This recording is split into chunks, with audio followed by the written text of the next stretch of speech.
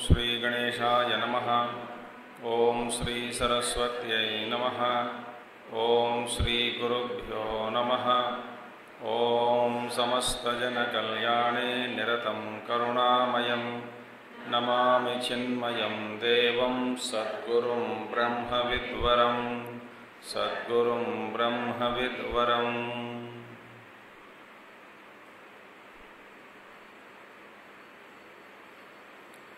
ओम व्यासं वसिष्ठनप्तारं शक्तेर्पौत्रमकल्मषं पराशरात्मजं वन्दे शुकतातं तपोनिधिं। व्यासाय विष्णुरूपाय व्यासरूपाय विष्णवे नमो वै ब्रह्मनिधये वासिष्ठाय नमो नमः। वसुदेवसुतं देवं कंसचाणूरमर्दनं देवकी परमानन्दं कृष्णं वन्दे जगद्गुरुं कृष्णं वन्दे जगद्गुरुम्।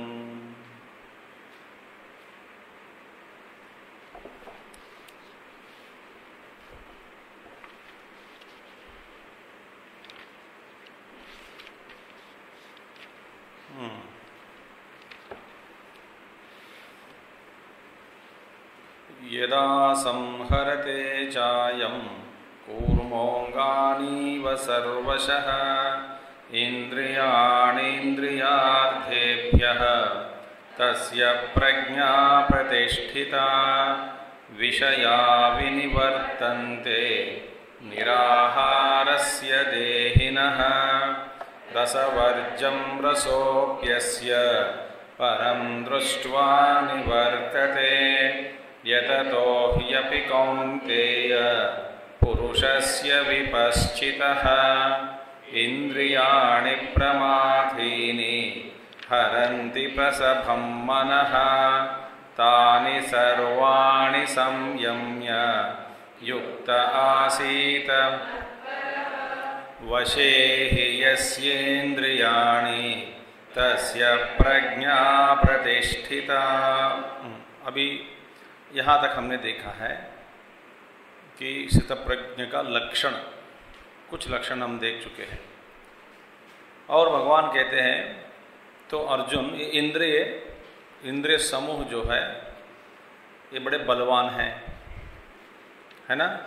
तुम्हारा मन को विक्षोभ करके आकुलीकृत्य, आकुल माने व्याकुल, विशेषेण आकुल व्याकुल भवति। आकुलीकृत्य विशेषेण माने आकुलीकुर्वन्ति, डिस्टर्ब करते हैं, सारा विक्षोभ कर देते हैं, विचलित कर देते हैं अंतः ये इंद्रियां मन को, और विषयाभिमुख करके बाहर खींचकर सड़क पर लाके नंगा करके कुचल मचल करके मारकर मरवा के छोड़ देते हैं। एक है इंद्रिय, सड़क पर खींच लेते हैं सारे मिलकर, अंदर से खींचकर उसका सत्यानाश करने के बाद छोड़ देते हैं। तो इसीलिए ये इंद्रियों का ये प्रभाव है। तो फिर इसका ऐसे प्रभावशाली इंद्रियों से बचना कैसे? तो भगवान बताते हैं तुम सर्वाणि तानि सर्वाणि संयम्य, इन सबको रोक करो। कैसे रोकना? युक्त आसीत मत्परः, मेरे भक्त बनोगे। और आचार्य जी यहाँ पर कहते हैं, आचार्य शंकराचार्य जी, मत्पर माने अहम वासुदेवः सर्व प्रत्यगात्मा परः यस्य स मत्परो न अन्यः अहम तस्मात् इति। इस तरह की भावना से प्रार्थना करना है। वे मुझसे अन्य नहीं हैं, यही है मतपर का लक्षण। मतपर का मतलब क्या है, भक्त का लक्षण क्या है यहाँ पे, कि ये अब मैं भगवान से अलग नहीं हूँ। ऐसी दृढ़ भावना से मुझ वासुदेव पर जो प्रत्यगात्मा है, माने सर्व जीवों के हृदय में बैठकर विराजमान, जो मैं बैठा हूँ विराजमान हूँ, ऐसे मुझ पर श्रद्धापूर्वक, विश्वासपूर्वक, भक्तिपूर्वक मुझे याद करते हुए, मेरी मदद लेते हुए, और मैं तुझसे अन्य नहीं हूँ, मैं कहीं दूर नहीं हूँ, इसी भावना से, ऐसे दृढ़ संकल्प से, दृढ़ भावना से मैं भी तेरे साथ हूँ इस लड़ाई में, ऐसे भगवान को भी लाकर, उनकी मदद लेकर इंद्रिय समूह जो है उससे तुम बचने का प्रयास करो, नहीं तो मर जाओगे। तो मेरे मदद के बिना तुम अकेला लड़ना नहीं होता, ज्ञान के बिना, और ज्ञान और इनका अनुग्रह दोनों चाहिए। थोड़ा ज्ञान भी चाहिए कि मैं ये परमेश्वर परमात्मा से अलग नहीं हूँ, वे मेरे अंतःकरण में, हृदय में बैठे हैं, मेरे गुरु मेरे साथ है, और मैं अभी इस तपस्या में कर रहा हूँ। इंद्रिय समूह को, मैं इंद्रिय समूहों से मैं अपने आप को बचाना चाहता हूँ।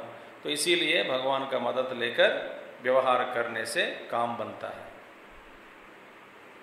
तो यहाँ पर तो वशे ही यस्य इंद्रियाणि तस्य प्रज्ञा, तो आसानी से जब भगवान का मदद लेकर हम प्रयत्न करते हैं ज्ञानपूर्वक, माने मन को भी समझाते हुए अपना, देखिए सुबह से लेकर के शाम तक आप अपने मन को ही समझाते रहो, और उपदेश देने वाला आप ही है और उपदेश स्वीकार करने वाला आपका मन है। बस यही करते रहो, सारे संकटों से दूर समझाते रहना।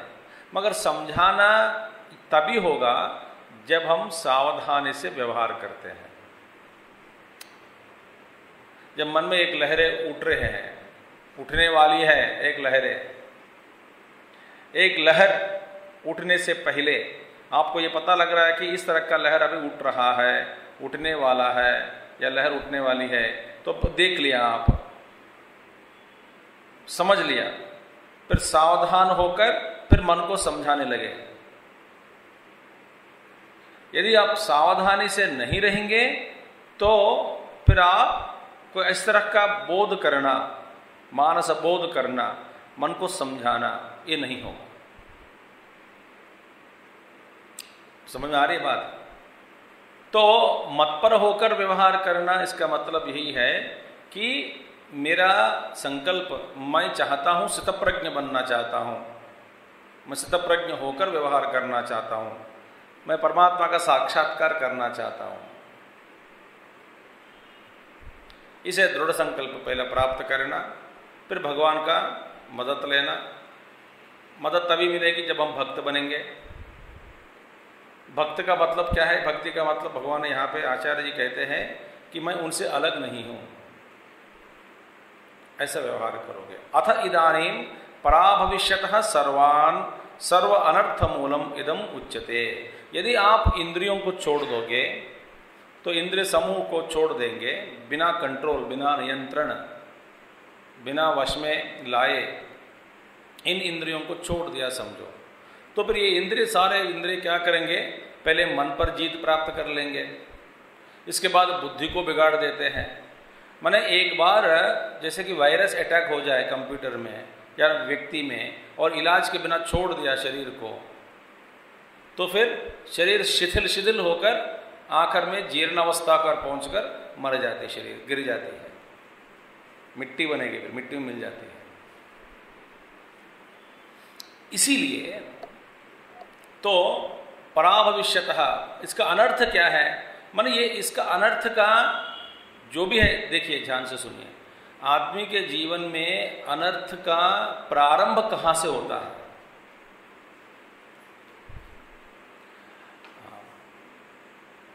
दो तरह का हम अनर्थ का जो फल है जो भोगते रहते हैं। एक ऐसे कुछ कर्म, पाप कर्म, पिछले जन्म का जो पाप संचित कर्म जो पड़ी है, और उसमें से कुछ निकालकर, हम कुछ निकालकर बाहर खींच कर इस जन्म में भोग रहे हैं, उसका फल रूप में। समझ में आ रही है आपको? संचित कर्म माने जो बैंक में पड़ी है, बैंक में 10 लाख पड़ी है, मगर 1 महीने के लिए आपको 10 लाख नहीं होगा, नहीं चाहिए, आवश्यकता नहीं है इतना, तो आप बैंक में जाओगे, आप बैंक से कुछ विथड्रॉ करके आ जाओगे। उस महीने का जितना पैसा है, जितना खर्चा है, उस महीने बाहर जाने का प्रोग्राम है, एक्स्ट्रा ये फेस्टिवल आ गया, तो फिर ये दशहरा आ गई, या नहीं तो और कोई आ गया, तो इसमें कुछ नए कपड़े लेना है, तो इसलिए आप उस महीने के लिए जितना आवश्यक है उतना पैसा आप बैंक से निकाल कर तो फिर चलाते हैं कि नहीं। इसी तरह संचित कर्म माने हमारा बैंक है, बैंक। तो हम जन्म लेने से पहले, मैं अनर्थ का शब्द का जो अर्थ है मैं बता रहा हूं आपको कि क्या होगा। तो उस बैंक से इस जन्म लेने से पहले, इस जन्म में, माने जैसे कि रोज आप हर बार एक मिर्ची चाहिए, अब एक नींबू चाहिए, नींबू के लिए 10 रुपया निकाला, ऐसा नहीं होता ना। फिर 2 घंटे के बाद सब्जी चाहिए, सब्जी के लिए फिर बैंक में जाओ, नहीं, कम से कम 1 महीने तक आप विथड्रॉ करके बैंक से लेकर के पैसा रखते हैं कि नहीं। इसी तरह एक जन्म में, माने जन्म से लेकर मृत्यु पर्यंत जितने भी उस जन्म में जो अभी प्रभावशाली वासनाएं हैं, ये प्रबल वासना जितने भी हैं, जिसको लेकर के आप सोचते हैं कि इसी जन्म में इसका खर्च होना चाहिए, ये तो इंपॉर्टेंट है खर्चा, इसको चलो हटा देते हैं, निकाल देते हैं, इसका भोग लेते हैं। ऐसा कुछ वासनाओं को लेकर के, वो वासनाएं जब परिणित होकर जन्म से लेकर के मृत्यु पर्यंत हमारे साथ रहते हैं, खर्च करते समय, माने खर्च किया जाता है हमारे द्वारा नहीं, प्रकृति के द्वारा किया जा रहा है, ईश्वर हमको मौका दिया है। तो उस वासना जब परिणित हो गए उसको हम प्रारब्ध कर्म कहते हैं, भोगना पड़ता है। उस प्रारब्ध में यदि सारे अनर्थ पड़े रहे हो, अनर्थ हो, वन अनर्थों का अनुभव, अनर्थ संगठन, अनर्थ फल का भोग यदि भोग लेना हो तो भोगना पड़ता है, तो भोगना ही पड़ेगा। इसको मेरे हाथ में नहीं है, आपके हाथ में नहीं है, खुद का प्रारब्ध है, वो अपने आप अनर्थ सामने प्रकट हो जाते हैं, हमको बार बार या कई बार कभी कभी संकट में डाल देते हैं, आदमी के वासना के अनुसार, प्रारब्ध के अनुसार। इस तरह का अनर्थ जो बिना बोले अपने आप प्रकट हो जाते हैं, माने इस जन्म का एक कर्म नहीं है, पूर्व जन्म का है, तो उस पर हमारी बुद्धि कैसी होनी चाहिए, तो ये एक तरह का अनर्थ है। दूसरा अनर्थ क्या है, इस जन्म में हम कई बार इस जन्म में ऐसे कुछ गलत काम करके उसका अनर्थ जो है, पाप है जो भी है, इसी जन्म में भोग लेते हैं।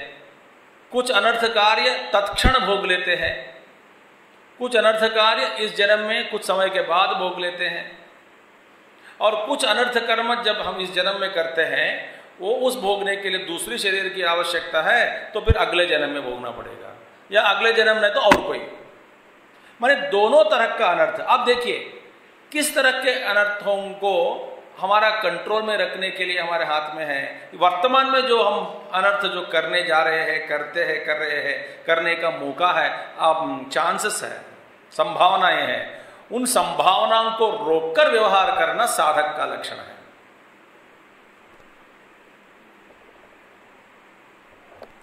समझ में आ रही है? तो उन संभावनाओं को तो आदमी के अभी इस जन्म में हो या चाहे पूर्व जन्म में हो, पूर्व जन्म का तो भोगना ही पड़ेगा, भोगेंगे तो ठीक है। भोगते समय अनर्थ फल भोगते समय उस फल के प्रति किस तरह का भावना होना चाहिए, होनी, वो सब ये सब साधना में, वेदांत में बताते हैं। अब ये इसका प्रस्ताव अभी यहां पर नहीं आया।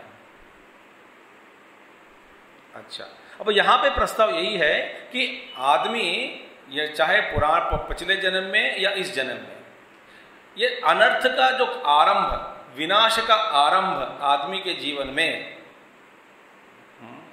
उनकी यात्रा में, ये परिणाम यात्रा है, यात्रा कहां से शुरू होता है ये बताया जा रहा है। तो यहां पर देखिए, सर्व अनर्थ मूलम, मूल, सर्व अनर्थ का मूल क्या है, ये आदमी का पतन कहां से शुरू होता है, ये है विचार। और कहां से शुरू होता और कैसे गिर जाएगा, धीरे धीरे धीरे।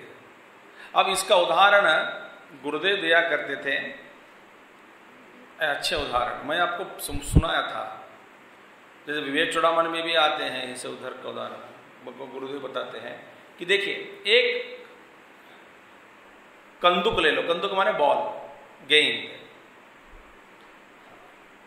आप पहाड़ पर चढ़ गया, सीढ़ी 1000 सीढ़ी, और हाथ में बॉल है, तो टेनिस बॉल समझो, गेंद, और उसको लेकर के ऊपर चला गया, और असावधानी से रहने के कारण आपके हाथ से वो बॉल छूट गया। छुटकर कहां पड़ा, पड़े आपके पैर पे ही, माने सामने ही। तो आप पकड़ने के लिए प्रयास किया मगर मिला नहीं, तो सीधा 10वीं स्टेप पे गिरेगा सीढ़ी पे, और 10वीं से लेकर के 100 नीचे, 100 से फिर 200, 200 से 500, और एक एक बाउंस करके 4-5 स्टेप्स में भी, मैंने आपको देखते हुए आपके सामने ही, आप पकड़ नहीं सकते, वो सीधा नीचे जाएगा, इधर उधर दीवार पर मार के, इधर उधर घूम घूम के एक कोने पे मार खा के फिर बैठ जाती है। इसको यदि उठाना चाहते हैं फिर सूरज पर उतरना पड़ेगा। इसी तरह आदमी का पतन कहां से शुरू होता है, और शुरू हुआ वो तो गिरते जा रहे हैं, गिरते जाएगा।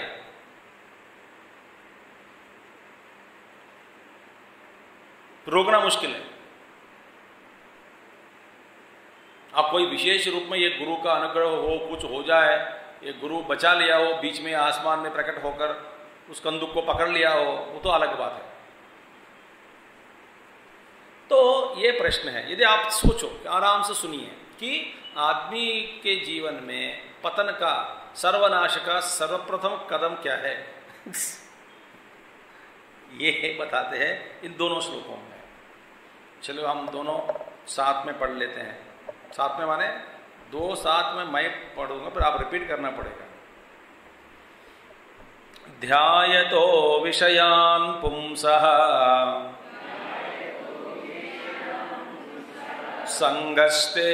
संगस्तेषूपजायते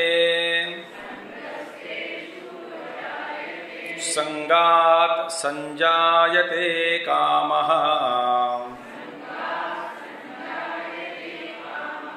कामात् क्रोधोऽभिजायते क्रोधात् भवति सम्मोहः सम्मोहात् स्मृतिविभ्रमः स्मृतिभ्रंशात् बुद्धिनाशः बुद्धिनाशात् प्रणश्यते। 62 और 63 श्लोक नंबर 62 और 63।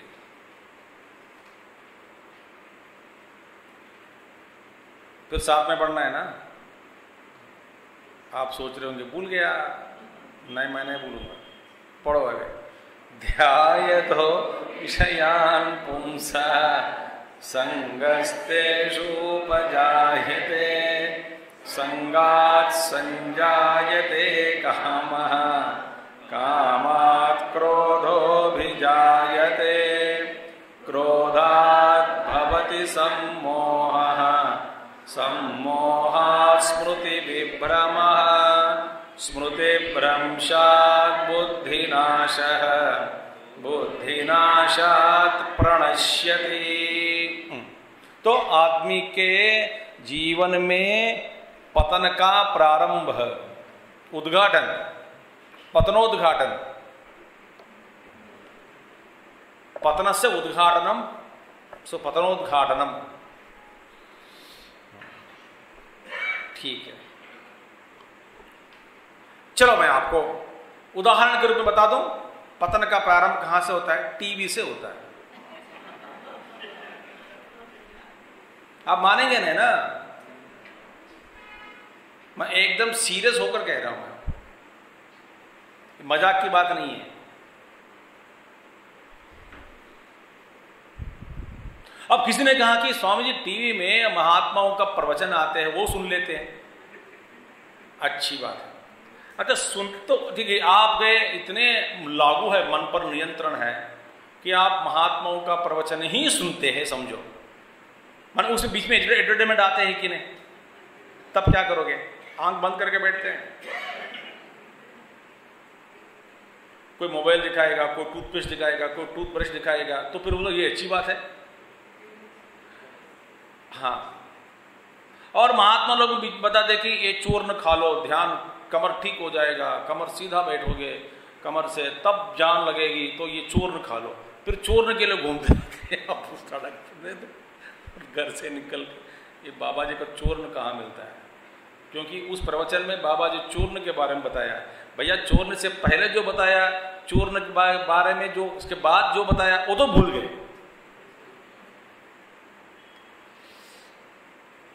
बीमारी कहाँ है? मन में है।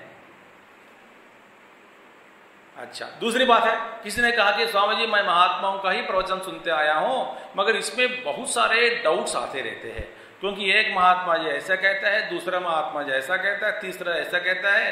मैं सुनकर थक गया हूं, और इसमें सुनकर अभी यहां तक पहुंच गया हूं, मैं नास्तिक बन गया।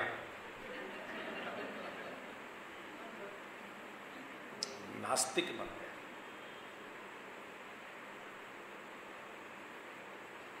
एक बोलता है शिव जी के बारे में, एक बोलता है कृष्ण के बारे में, एक बोलता है भजन गा लो, एक बोलता है कीर्तन गा लो, एक बोलता है पेट घुमाओ, एक बोलता है कि ये करो वो करो, एक बोलता है कुछ मत करो, एक बोलता है घर से निकल के पेड़ के नीचे बैठो। अब मैं कहां जाऊं?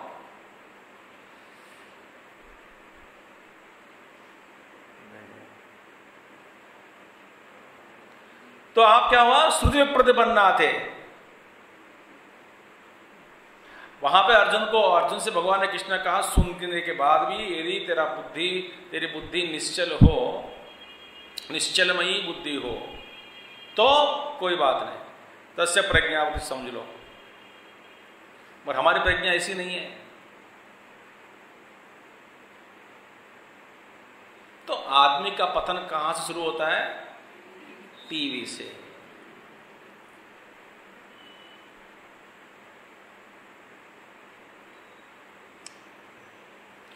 ध्यायतः चिंतयन्तः, चिंतयन्तः माने आलोचना करना, सोचना। चिंतयन्तः माने सोचते सोचते, बार बार। चिंतयन्तः, ध्यायतः, चिंतयन्तः माने सोचना। किसके बारे में भैया? विषयान, शब्द आदि विषय विशेषान।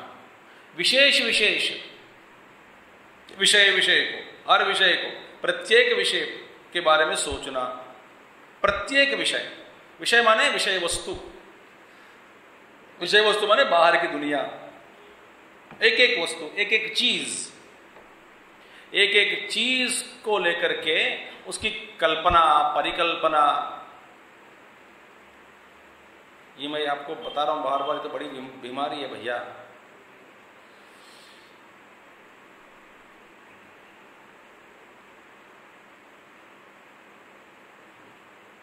तो चिंतयन्तः विषयान शब्दादि विषय विशेषान आलोचयतः, सोचते सोचते, बार बार, पदे पदे। क्या हुआ? पुंसः पुरुषस्य, पुरुष का संग आसक्ति प्रीति ही तेषु विषयेषु उपजायते। पहला संगी भाव, संग विषयेषु, उन वस्तुओं में, उन चीजों में इनका जो है प्रीति बढ़ जाती है, प्रीति।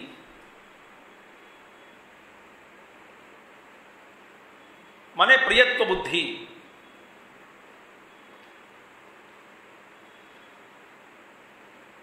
धीरे धीरे धीरे मन में, तो बार बार सोचने से। अब देखिए, ध्यान का मतलब क्या है कि जानबूझकर सोचना। जानबूझकर आप क्या करेंगे, एक आलोचना, एक झरना को आप चालू कर देते हैं मन में। बैठे बैठे एक वृत्ति को लाकर बस उसी में आप उसकी चिंता, उसकी आलोचना, उसकी परिकल्पना, उसका जो भी है गुण लक्षण, उसका जो फायदा, और ये चीज मिल गई समझो, फिर मैं किस तरह से मैं भोग लेता हूँ, इसका आनंद, मुझे मजा कैसा उठा सकता हूँ, क्या है इसका, किसके साथ ये बांटना, किसके साथ नहीं बांटना, किसको बताना, किसको नहीं बताना, चीज के बारे में। और इसकी प्राप्ति कहाँ से होती है, किससे मार्केट में जाते समय किसको लेकर जाना है, कहाँ खरीदना है, ये है विचार। और ईएमआई करके खरीद ले, कैश डाउन करके खरीद ले, तो ये विचार जो है ना, जानबूझकर आप एक चालू कर देते हैं मोटर, जानबूझकर। अब उस चक्कर में हम फंस जाते हैं, उसको कहते हैं ध्यान। कभी कभी वृत्ति अपने आप आ गए लुब्ध करने के लिए। आपको लुब्ध करना माने आपको फंसाने के लिए, घुमाने के लिए, लुभाने के लिए। एक परेड जैसे एक वस्तु की याद आ जाती है, और याद आपको दिलाते हुए वो वस्तु हंसते हंसते, चमकते चमकते आपके आंखों के सामने, मन के आंखों के सामने गुजरती है। उस समय आप किसी और एक काम में लग गए हो, तो इस वस्तु का जो प्रभाव आपके मन पर नहीं पड़ता, और आपको रोकते नहीं, उस वस्तु को जाने देते हैं, भूल जाते हैं। ये विचार आया चला गया तो ठीक है, इसमें कोई आपत्ति नहीं है, कोई प्रॉब्लम नहीं है। इसका मतलब ये नहीं कि आने देना, वे अपने आप आया, अपने आप चला गया, मैंने बुलाया नहीं, फिर कैसे आया, तो संस्कार, पूरा संस्कार के साथ। तो इसको ध्यान नहीं कह सकते, मगर आप जानबूझकर सोचते हैं, उस चक्कर में फंस जाते हैं आप। दुर्योधनावर्तिनी, आवर्तने माने विरलपूल, आवर्तने माने पानी वहीं पे पानी घूमते रहते हैं ना, घूमता है पानी गोल गोल गोल गोल गोल गोल, उसको बोलते हैं आवर्तनी। और इस तरह का सोच हम चालू कर देते मोटर अंदर।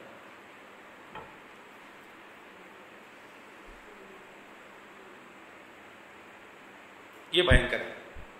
वहां से शुरू होता है आदमी का पतन।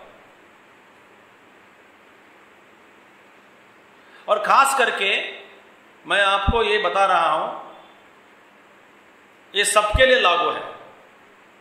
मैं, तुम या आप, ये कोई, इसमें कोई अंतर नहीं है। आप जब तक 24 घंटे व्यस्त नहीं रहोगे अच्छे काम में, आपका मन आपको घुमा देता है। एक क्षण भी आप मन को छोड़ दिया, बैठा और मोटर चालू किया, तो खींच लेते हैं आपको। आवर्तन में एक बार प्रवेश हो गया, फिर आपका कंट्रोल नहीं होता।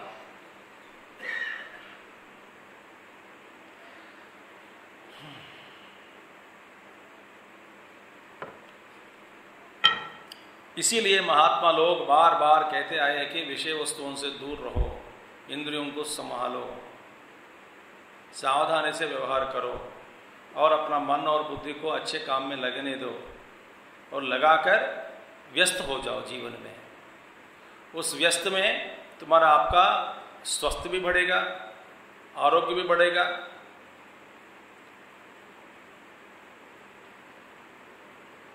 मन में शांति मिलती है, तृप्ति भी मिलती है, बुद्धि विकसित हो जाती है। तो चिंतयन्तः, फिर संगः, प्रीति, पहला स्वर प्रीति। प्रीति माने जैसे कि विचारा आने दो, व्यक्ति के साथ विचारा आने दो, बस ठीक है, सुंदर लग रहा है, या ये सुंदर लग रही है सुंदरी, या नहीं तो ये वस्तु ठीक है, रहने देना, कोई बात नहीं है।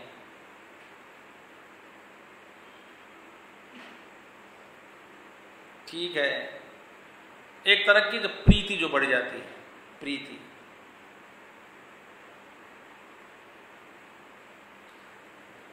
प्रीति बढ़ गई, उसको बोलते हैं संग।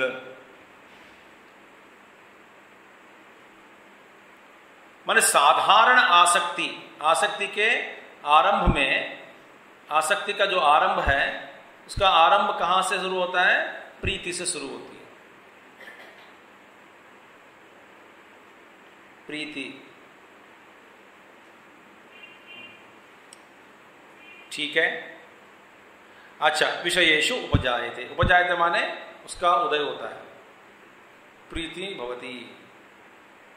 अच्छा, फिर संगात माने प्रीते है, संजायते, सम्यक जायते, ठीक ठाक, समुत्पद्यते, क्या है? तृष्णा माने कामः, तृष्णा। प्रीति से धीरे धीरे धीरे धीरे तृष्णा का उदय।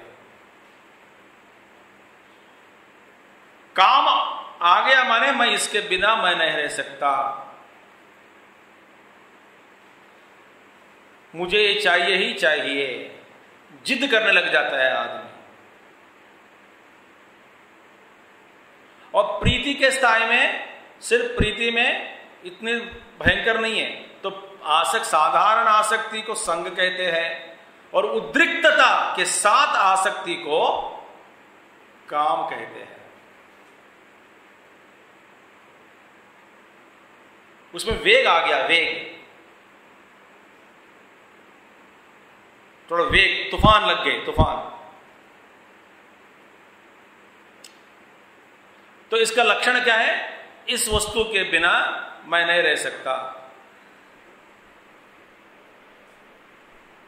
और जब तक आप उस वस्तु की प्राप्त नहीं कर लोगे, तब तक आपका मन में कुछ शांति नहीं है, बुद्धि में स्थिरता नहीं है, कुछ भी नहीं है, आपको परेशान करके रख देते हैं ये काम।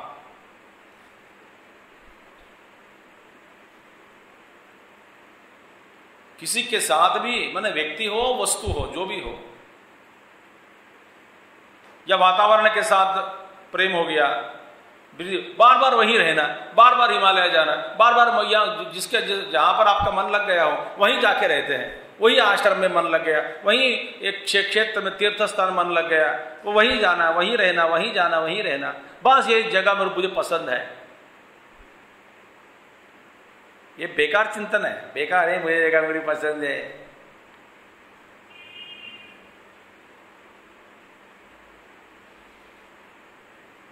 तो वे लोग हमको भी बोलते हैं कि हमारे, मेरे पास आके बोलते हैं, स्वामी जी वो जगह बहुत अच्छी जगह है, बस रहना है तो वहीं रहना है, चलो आप भी। बोला कुजली आपकी है, मेरी थोड़ी है।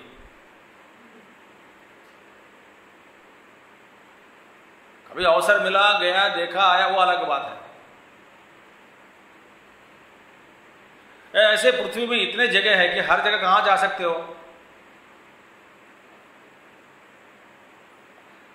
पहला जाना क्यों?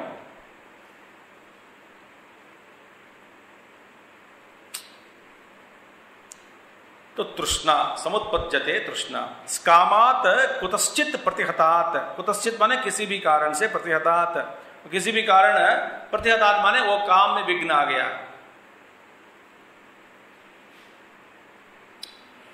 काम किया, काम माने इच्छा, इच्छा हुई मन में, मगर वस्तु के साथ, या नहीं तो वस्तु कुछ इच्छा किसी के बारे में, किसी वस्तु के साथ बारे में वस्तु की इच्छा हुई, ठीक है। पर इच्छा होने के बाद आप प्राप्त करने के लिए उद्युत हो गए, उस समय आप और उस आपके जो वस्तु है, भोग्य वस्तु जो आप चाहते हैं, उस वस्तु के बीच में कोई भी बाधा, किसी भी प्रकार का बाधा पड़ जाए, इसके कारण आपके मन में क्रोध आ जाता है।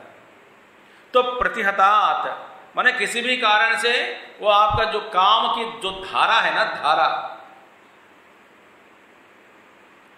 उसमें कोई प्रतिघटन आ गया, बीच में आ गया, विघ्न पड़ गया, तब वो एकदम गुस्सा। आप देखिए ये काम हो जाएगा, हो जाएगा, हो जाएगा, हो जाएगा, आपका तो आप सोच के रखा कि हो ही गया, समझो ये काम। समझ आ रही बात आपको? कोई भी हो, कुछ भी काम, चलो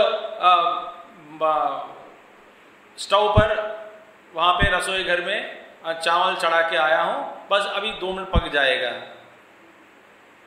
बैठ गए, पक जाएगा। वो भी इलेक्ट्रिकल कुकर है, तो अपने आप पके वो, पर बाद में बताया स्विच ऑन बंद कर, स्विच ऑन करना भूल गया 1 घंटे के बाद।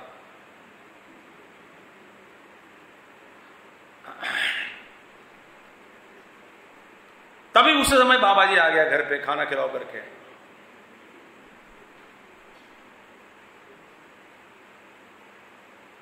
उस समय बाधा विघ्न बढ़ गया। उस समय कोई बाबा जी, मैं नहीं हूं, क्योंकि मैं डांट क्यों खाना है, उस बाबा जी को डांट खिलाने वाला अभी जो आपके घर आते हैं उस समय। तो आ गया बाबा जी, कोई बोलते हैं माँ जी विभूति भिक्षान देही, क्या है, चावल खा लो, बैठे सोच के कल भगा। कभी बेकार लोग बिना बोल के आ जाते हैं, बैठिए गुस्सा में। और एक कल्पना कर लिया कि मैं ये काम हो जाएगा, मैं पास हो जाऊंगी, ऐसा करके पास हो जाऊंगा करके एक कल्पना करके बैठा है आप, बस मैं ठीक ठाक लेकर पास हो जाऊंगा। उसमें फिर और कोई कुछ हो गया, एकदम अनेक प्रकार का एक गुस्सा आ जाता है। गुस्सा का जो प्राकट्य है, क्रोध का जो प्राकट्य, वो एक तरह का नहीं है, अनेक प्रकार के हैं।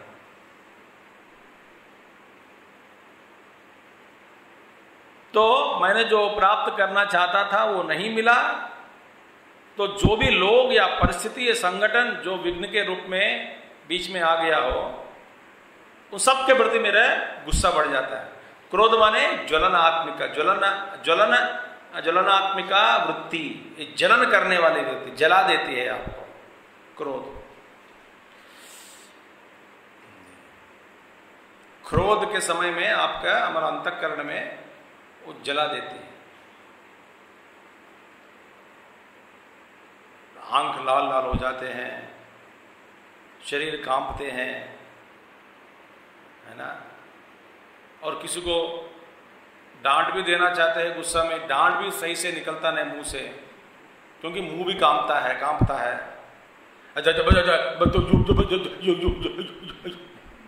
ठीक से डांटो।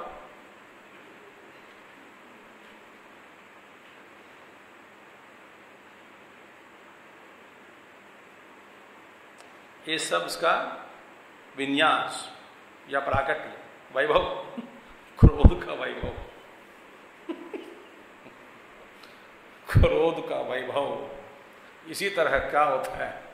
ठीक है, तो अभिजायते क्रोधात भवति सम्मोहः। देखिए उस क्रोध में क्या होता है, आपको देखिए क्रोध में, मन में क्रोध आ गया। एक क्रोध जैसे कि यूं कल्पना करो कि एक कोई बॉम्ब फेंका मन में अचानक, और बॉम्ब फटी, उसके कारण ये मन का जो वातावरण है ये सब धुआं से फैल गया, विथ स्मोक, धुआं से फैल गया पूरा मन का जो वातावरण, वृत्ताकार वातावरण कल्पना करो इस पर चार्ट पर आप, ये सब बड़ा, और ये इसका क्या है, विस्तार होते जा रहा है कि नहीं। और ये सब स्मोक, धुआं आके बुद्धि को परिवर्तित कर दिया, तो बुद्धि बेचारा देख नहीं सकती, सोच नहीं सकती। कुछ नजर आए तभी कुछ मन को समझाना होता है ना। कुछ नजर ही नहीं आए तो फिर कैसा सुझाव दे सकता है, किस तरह का सुझाव दे सकता है?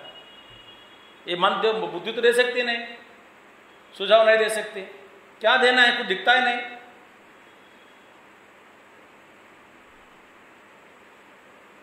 देखिए, माने क्रोध, एकदम क्रोध, सब जलात्मक, जैसे अग्नि का प्रचोदन एकदम हो गया हो, लग गया, आग पूरा शरीर में व्यापक हो गए, मन में, वृत्ति में, सब में। ये जो क्रोध एक जो अग्नि के रूप में, ज्वाला के रूप में, ज्वालामुखी।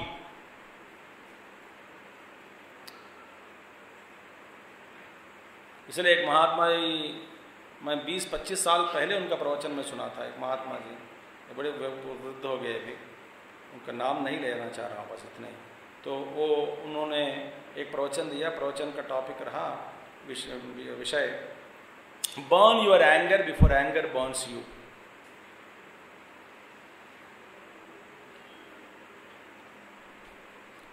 Burn your anger before anger Burns you. क्रोध को जला दो, वही क्रोध आपको जलाने से पहले ही। नहीं, बाद में जलाऊंगा, तू नहीं रहेगा जलाने के लिए, मैं बाद में जलाऊंगा, आराम से बैठकर खाना नाश्ता करके करूंगा। तो रहना चाहिए ना, ये क्रोध पहले से जला देता है।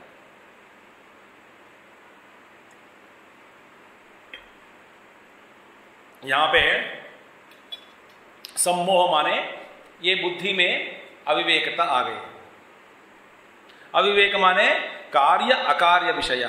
कार्य क्या है, कार्य क्या करना है, क्या नहीं करना है, क्या सोचना है, क्या नहीं सोचना है, क्या बोलना है, क्या नहीं बोलना है, क्या सुनना है, क्या नहीं सुनना है, कहां जाना है, कहां नहीं जाना है, क्या खाना है, क्या नहीं खाना है, क्या देखना है, क्या नहीं देखना है। ये विवेक जो है, सम्मोह के कारण विवेक नष्ट हो गए। और आचार्य जी कहते हैं, क्रुद्धो ही सम्मूढ़सन गुरुमपि आक्रोशति।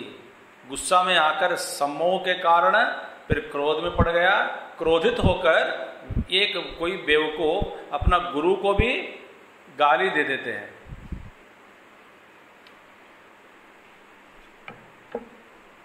गुरु के पास जाके गुरु को भी सुना देते हैं।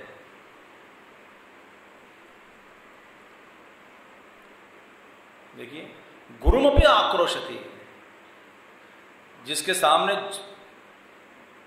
सारे इंद्रिय, मन, बुद्धि चुपचाप निवृत्त होकर बैठना चाहिए, चुपचाप बैठना चाहिए गुरु के सामने। उन्हीं के सामने अपना जो सांप के जो होता है ना हुड उठाकर सप्तमुखी, अष्टमुखी, दशमुखी पन्न के साथ, पन्नग गुरु के सामने दर्शन काटने के लिए तैयार हो जाते हैं।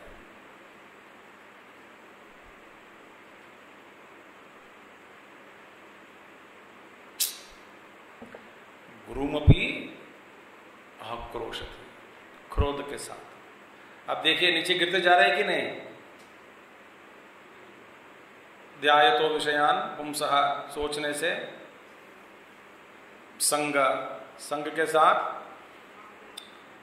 कामः, काम के साथ, काम से क्रोध, क्रोध से सम्मोह, और सम्मोहित, सम्मोहात स्मृति विभ्रमः। देखिए, स्मृति, सम्मोह में पड़ने से स्मृति चले जाती है। स्मृति, देखिए, स्मृति के बिना एक क्षण भी व्यवहार करना मुश्किल है। आप कुछ मरीजों को देखे होंगे जिनका जो स्मृति चला गया हो, बार बार बोलना पड़ता है कि आप कौन हैं। मैं पापा आपका बेटा हूं, याद आया, ये दूध पी लो। फिर ग्लास लेने गए, आप कौन हैं, चोरी करने आए हो ग्लास? नहीं माँ बाप, पापा मैं आपका बेटा हूं, ग्लास दो।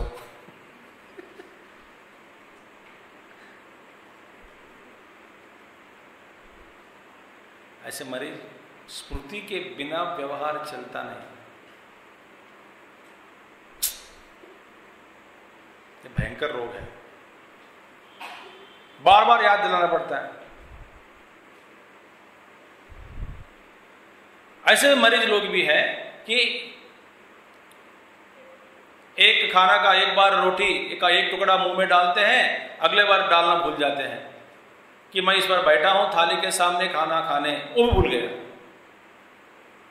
खाओ ना पापा, हाँ हाँ हाँ हाँ हाँ। तो स्मृति के बिना व्यवहार नहीं बनते।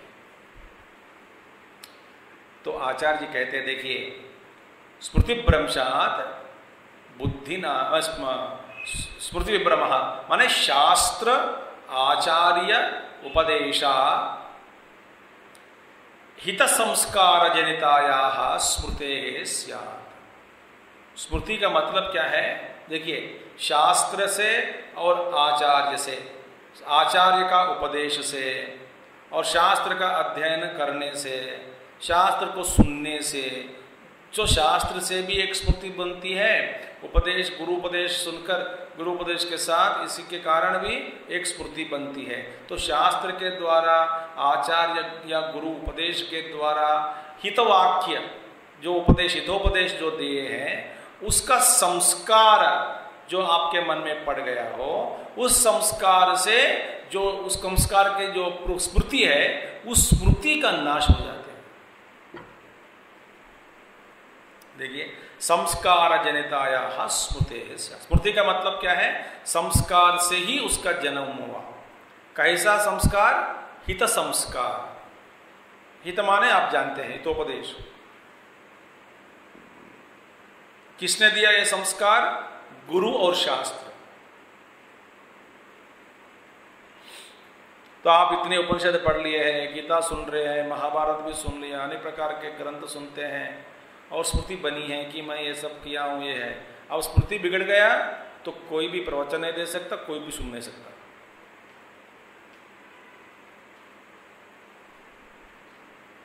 और घर से निकलकर आप सोचते हैं कि मैं किस लिए निकल के आया हूं बाहर, पागल तो नहीं हूं, अंदर चले जाते हैं। फिर आधा घंटे के बाद याद आया कि भैया मैं बाहर निकला प्रवचन में जाने के लिए, अब भूल गया।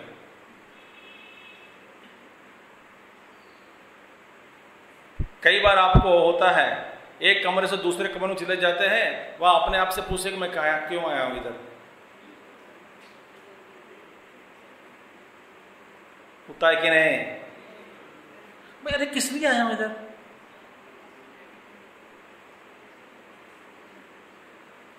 तो फिर बोलते हैं कि तुम जहां से आए हो वहीं चले जाओ, फिर वहां याद आ जाएगा। तो वहां खड़े रहेंगे।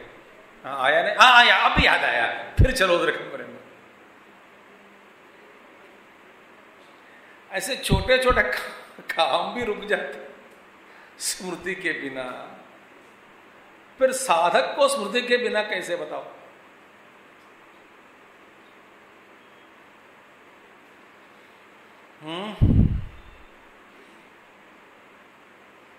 सिर्फ केवल स्मृति से संतुष्ट मत हो।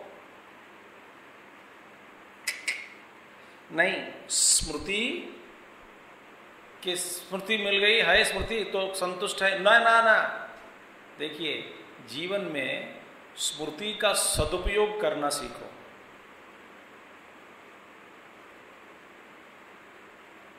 स्मृति का सदुपयोग है। ज्ञान बड़ी है, इसका क्या फायदा आ रहा है बताओ?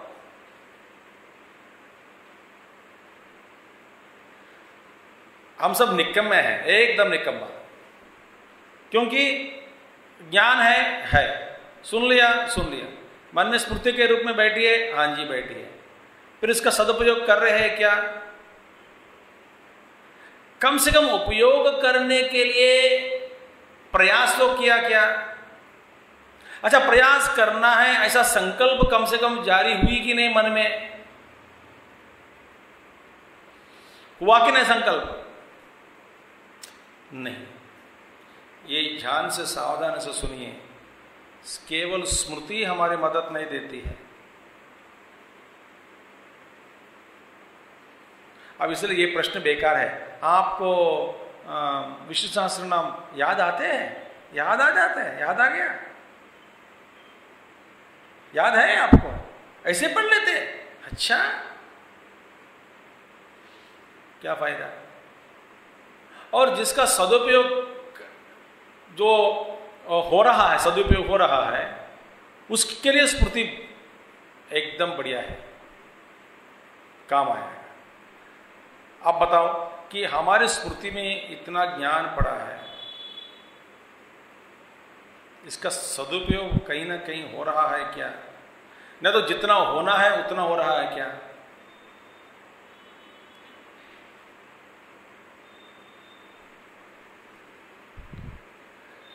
यहीं पर हमारी तपस्या है। हम जानते हैं, एक मन में स्मृति की एक झलक, झोंक लगती है मन में जब आप टीवी के सामने बैठ जाते हैं। हाँ, मेरी आवाज या कहीं ना कहीं पढ़ा सुना, एक झोंक लगती है कि नहीं, एक झलक। हाँ, टीवी ज्यादा देख रही हो क्या? बंद कर दो।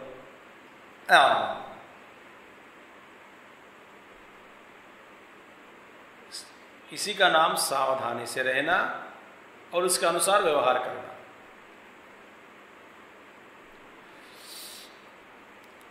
तो स्मृते है स्यात् माने शास्त्र आचार्य उपदेश हित संस्कार जनिताया स्मृते है स्यात् विभ्रमः भ्रंशः माने स्मृति उत्पत्ति निमित्त प्राप्तो अनुत्पत्ति ही। देखिए, जब अवसर है स्मृति का, जब बाहर नहीं निकलता। देखिए, सम्मोहिता सम्मोहात् स्मृति विभ्रमः। स्मृति का मतलब क्या है बता दिया आचार्य, स्मृति का अर्थ बताया। विभ्रम भ्रंश, स्मृति का भ्रंश। इसका मतलब क्या है? जब अवसर पड़ता है ना, अवसर काल में उसका याद नहीं आता, इसको कहते हैं स्मृति का नाश। माने है ये बात नहीं है, बिल्कुल याद नहीं है, वो अलग बात है, ये भी एक प्रकार का बीमार है। मगर फिर भी जब काम करने का जो अवसर पड़ा है इसका स्मृति का, जब याद आया नहीं तो क्या फायदा? तो गुरुदेव बताते यूथ के लेक्चर्स में, you are wise before the exam and wise after the exam and big fool during the exam. माने परीक्षा से पहले सब याद है, परीक्षा के बाद में सब याद आ जाती है, और परीक्षा लिखते समय कुछ याद नहीं आया, नहीं क्या फायदा?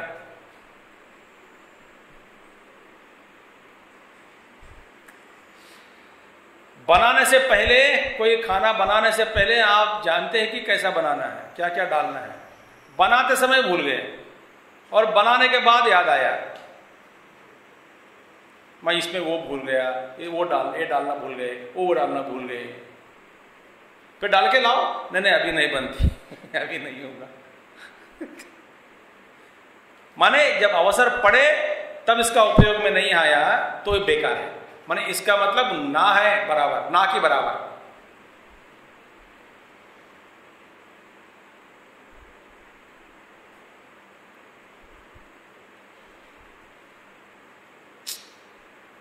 क्या है देखिए, तो इसीलिए स्मृति उत्पत्ति निमित्त प्राप्त हो।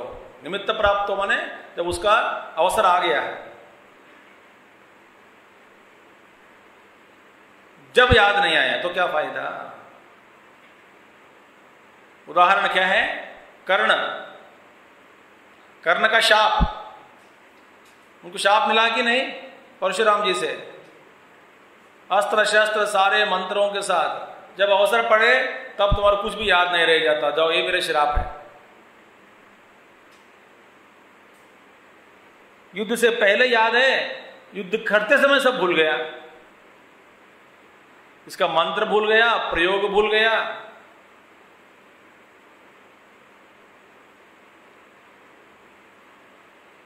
इसलिए भगवान कहते 15वें अध्याय में मत्त स्मृतिर्ज्ञानम अपोहनंच, मेरे से ही निकलता है भैया अर्जुन, ये स्मृति भी मेरे से निकलती है, ज्ञान और अपोहनम।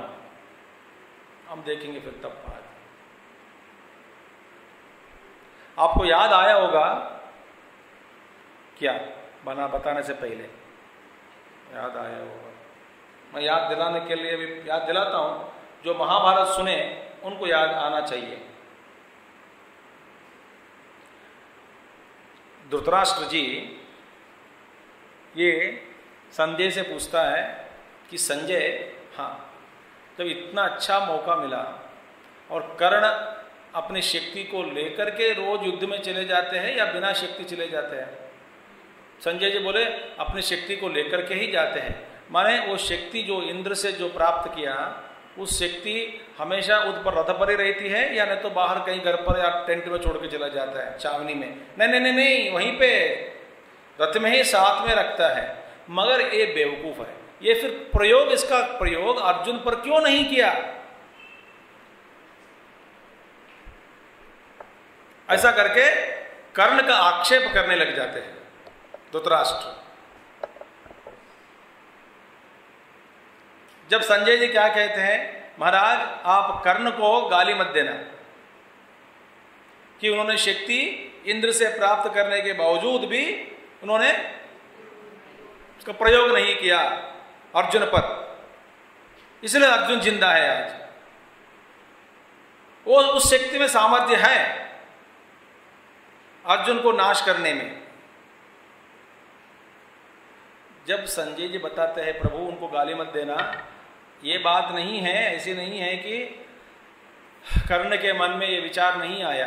रोज वो संकल्प लेकर के निकलते थे कि आज मैं इस शक्ति को अर्जुन पर प्रयोग करूंगा, और युद्ध करते समय भी बार बार उनको संकल्प आता था। मगर आप ये इतना बेवकूफ है, निकम्मे है, अज्ञानी है, विद ब्रैकेट है सब, धृतराष्ट्र महाराज। आपको यह समझ में अकल नहीं है इतना तक कि उस रथ पर कौन बैठे, ये आप भूल जाते हैं बार बार। अर्जुन के रथ पर कौन बैठा? भगवान श्री कृष्ण। ये बात को याद रखकर पूछो प्रश्न।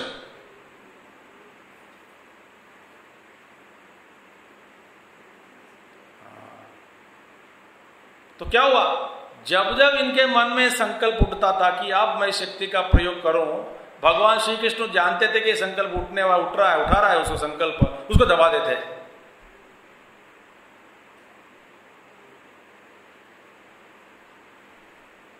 अपोहनम कर देते, स्मृति का नाश। जो उसका मन में जीव के अंतःकरण में एक स्मृति का उदय हुआ, अब मैं इस शक्ति का प्रयोग करूं, उसी क्षण उसको भूल देते हैं, भुला देते हैं। कौन? भगवान श्री कृष्ण। और वे कैसे जाने? अरे भैया, उपनिषदों में बताया कि हमारा संकल्प उदय से पहले ही भगवान पहला स्वयं जानते हैं, इसके बाद में हमारा ज्ञान में आता है वृत्ति।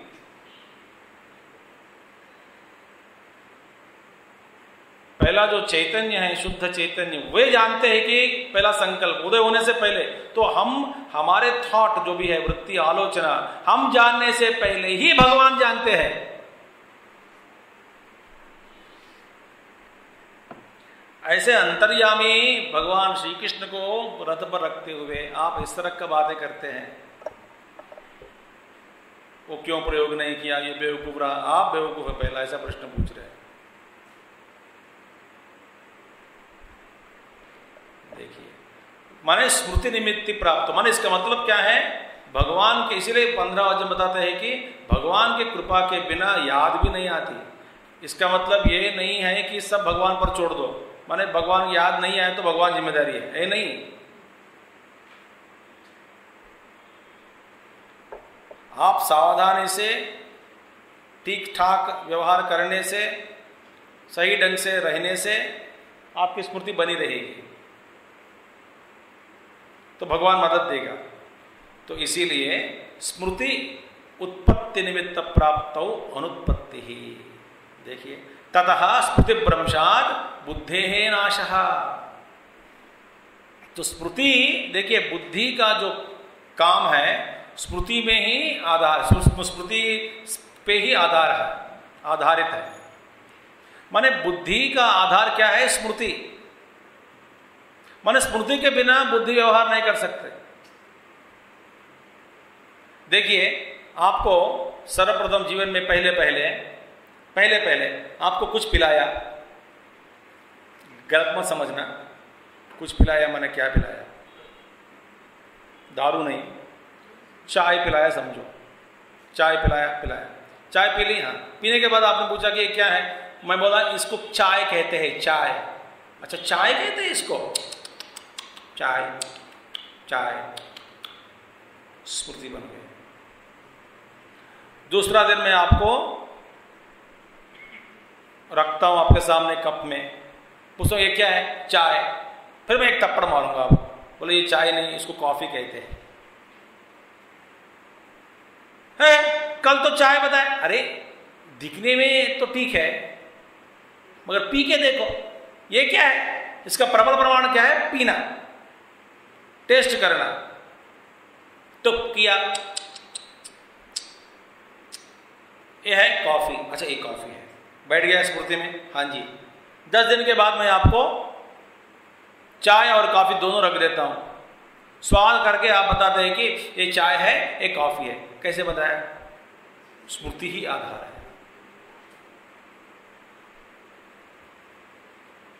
यदि आपको जीवन में कभी अवसर नहीं मिला चाय या पीने की या नहीं तो कॉफी पीने का, तब बता नहीं सकते।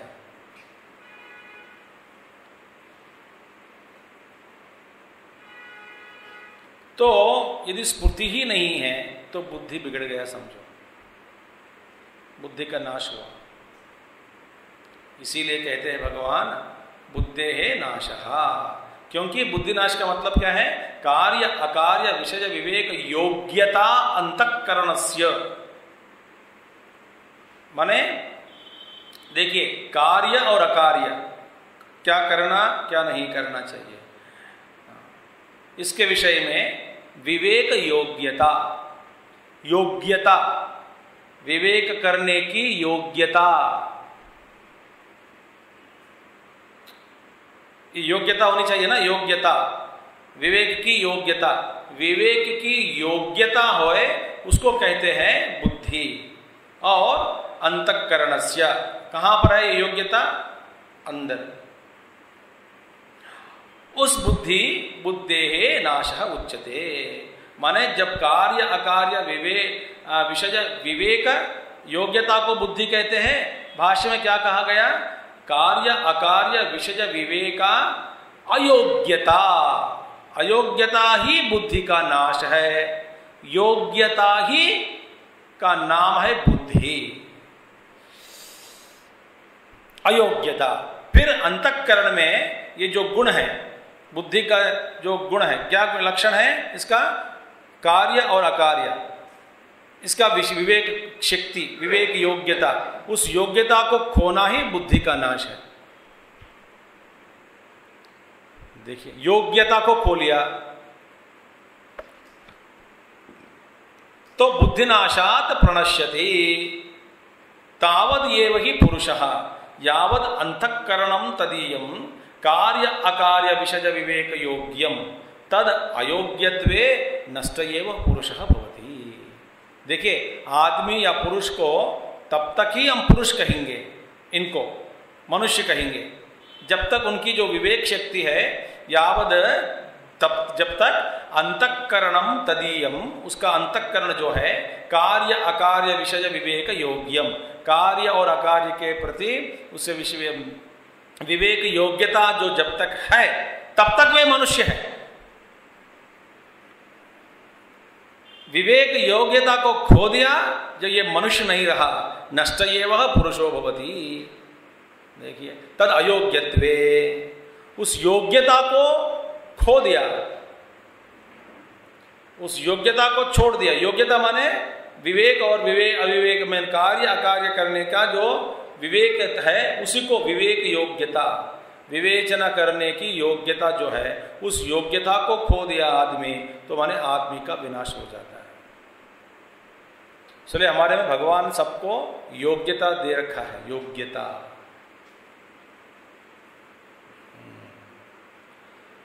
अतः इसीलिए तस्य अंतःकरणस्य बुद्धेः नाशात् प्रणश्यति, इसलिए अंतःकरण का जब नाश होने से, माने बुद्धि का नाश होने से, प्रणश्यति, प्रणश्यति माने प्रकर्षेण नश्यति, हर तरह से उसका नाश विनाश हो जाता। इसका मतलब क्या है? पुरुषार्थ अयोग्यो भवति, माने किसी भी ध्यान से सुनिए, किसी भी प्रकार का पुरुषार्थ करने में ये अयोग्य हो गया। माने किसी भी काम में, हर तरह के, कभी ऐसा नष्ट हो गया, पुरुषार्थ करने में वो अयोग्यता को प्राप्त कर लिया, माने पुरुषार्थ कर नहीं सकता। अभी पुरुषार्थ के बिना आगे नहीं बढ़ सकता, गाड़ी नहीं बढ़ सकती।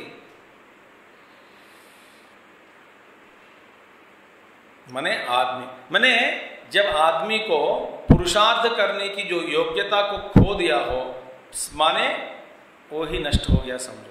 क्यों खोया? बुद्धि का नाश हुआ।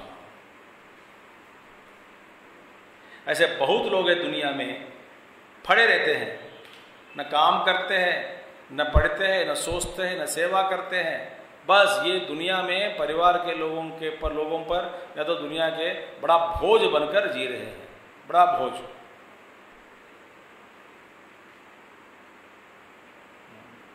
निद्रा आलस्य प्रमाद, इस तरह से। तो इसीलिए सर्व अनर्थस्य मूलम उक्तम। अभी सर्व अनर्थ का मूल क्या है? विषय चिंतन। विषय चिंतन माने जानबूझकर विषय वस्तुओं के प्रति वृत्ति की धारा को बहने देना। वृत्ति की धारा जो है, झरना है, उसको बहने देते हैं। तो चलो बेटा जाओ, जानबूझकर। हम साथ में रहते हैं, किसके साथ? विनाश की प्रणालिका।